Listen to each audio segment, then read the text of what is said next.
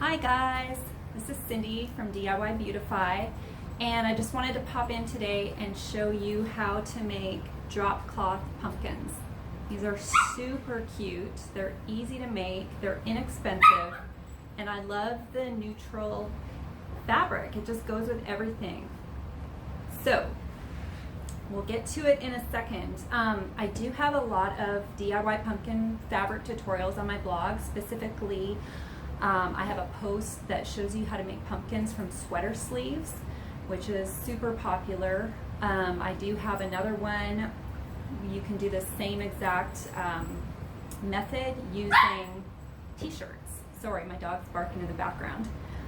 This is pretty much the same post, the same tutorial, except when we finish off the top of the pumpkin, it's slightly different. So I will talk to you about that as we get started. Here's what you're gonna need. It's, like I said, easy peasy. A piece of drop cloth that you've already washed and dried. The size of your drop cloth is going to have, obviously, a correlation as to how big your pumpkin is. Sorry, my mind went totally blank for a second. I think that the big pumpkin I did was roughly, what is that, about 8 inches by 20. I'll get to that in a sec. So you need a piece of drop cloth. Then you need a bag of fiberfill poly. You need some small beans. I like to use lentils, dried lentils. They're tiny. Navy beans would also work really well, just whatever is small. You could also use dried rice in this if you don't have beans. Then you're going to need some jute thread and a needle that has a great big eye so that it's easy to thread that jute. You're going to need a rubber band. You're also going to need some kind of a stiff string or yarn. This is just some knitting yarn and pliers. So the first thing that you want to do, which I have not done with this piece, you want to fold it over, and either using a sewing machine or just by hand stitching, you want to stitch the side closed. Leave the top and the bottom open. So that's what I have here. It's basically a sleeve with one long edge sewn closed. So now we're going to figure out which is the bottom and gather the fabric together, and this is where the rubber band comes in. You want to wrap it tightly with the rubber band. All right. Okay. Looks like a little hat. Now we're going to turn it inside out so that the rubber band is at the bottom on the inside. Now we've got this great little space to fill to make our pumpkin. Make sure that your rubber band is sort of centered. And then we want to take our beans. You don't need too many. I would say maybe a 1/4 cup. Just enough to cover the bottom of the pumpkin. Give it a little mix. All right, now you want to fill it with the poly.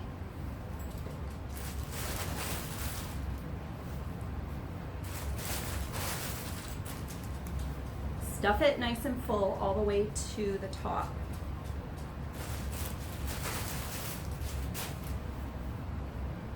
All right, you can see that mine is stuffed. Now, let me just tell you real quick, the beans, what they do, they act as kind of a weight. So they help the pumpkins just stand nicely wherever you put them. They sit nicely, okay? Now, in my tutorial for sweater sleeve pumpkins, it's the same up to this point.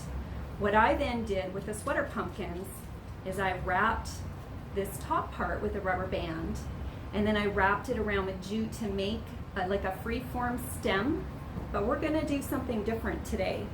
So this is where you wanna grab your needle and your strong thread, starting on the inside at the top. You're going to just do big stitches Now I did not knot the end, and I'll show you why. As you pull it through, you're gonna leave just that loose tail hanging, all right? So go ahead. My stitches are probably a good 1/2 inch. And you might get some of this where your drop cloth just wants to, that's what happens with drop cloth. You get a lot of strings. And if you have poly popping out the top, don't worry about it. Just stuff it back in there. All right. Keep on stitching, stitching, stitching. Keep going. And you can see as I'm going,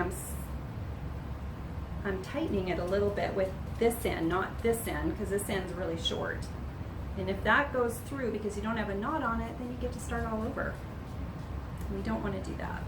Okay, so go all the way around until you meet the other side.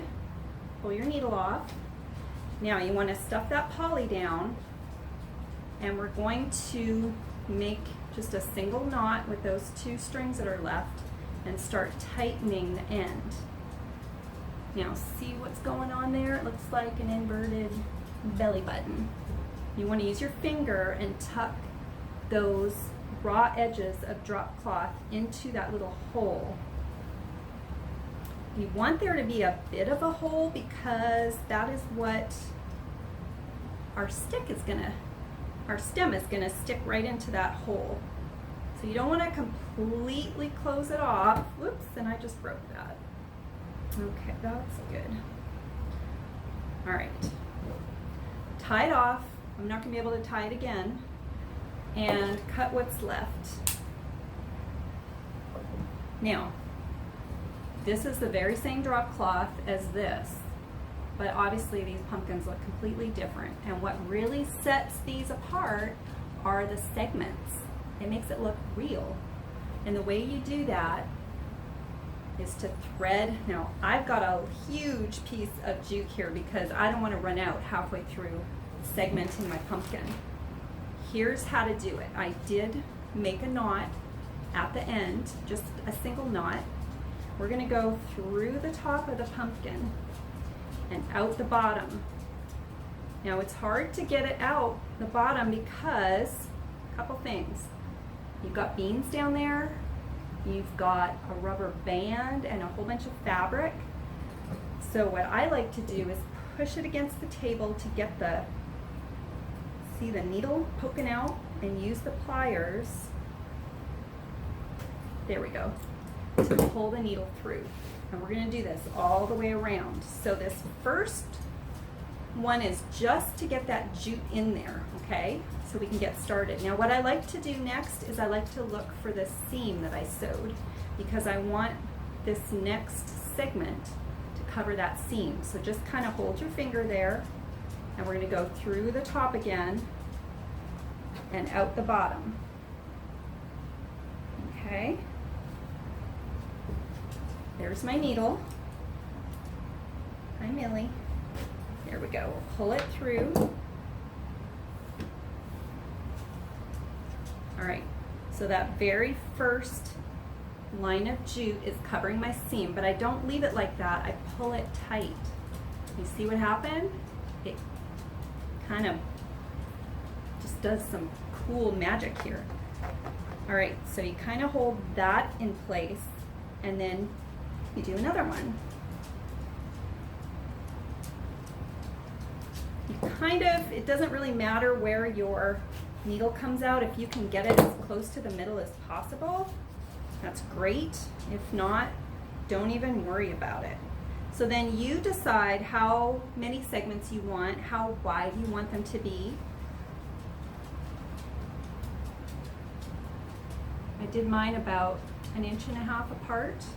I did it a little bit closer on this pumpkin, but I just don't want to take the time to go through this while you're all watching.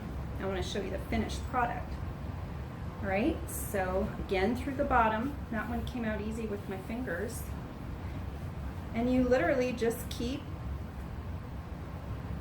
pushing the jute through from the top to the bottom to make your segments. Need a little help. You can see how quick this is too. You can make a batch of pumpkins in no time at all.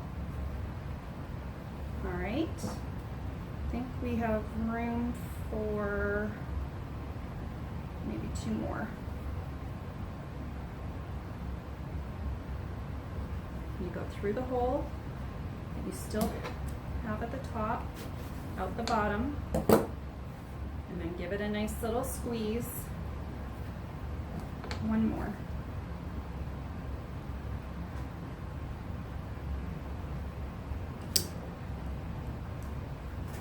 Now obviously I have a lot of jute here.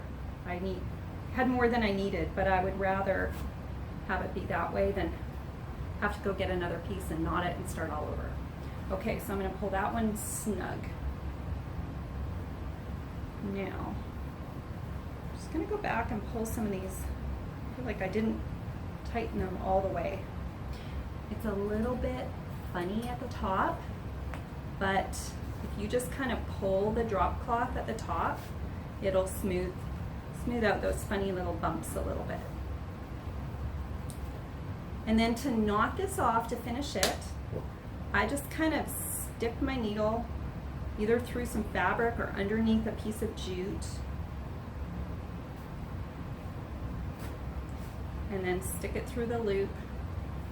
And because the jute is so thick, as long as you pull it really tight, you don't have to do double, triple knots.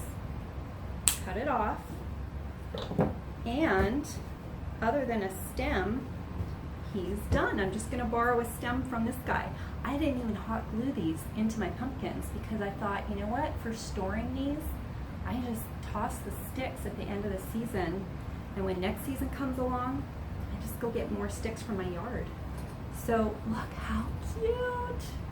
And just like what that took 12 minutes, my phone is telling me, 12 minutes to make this pumpkin from drop cloth. I hope you love it. I hope you follow me at DIYBeautify.com. I do have a channel here, but I'm mostly active on my blog. I share free tutorials for home decor as well as DIY projects just like this one over there. I hope you like this. Leave me a comment if you did and let me know if you're gonna make these. All right, guys.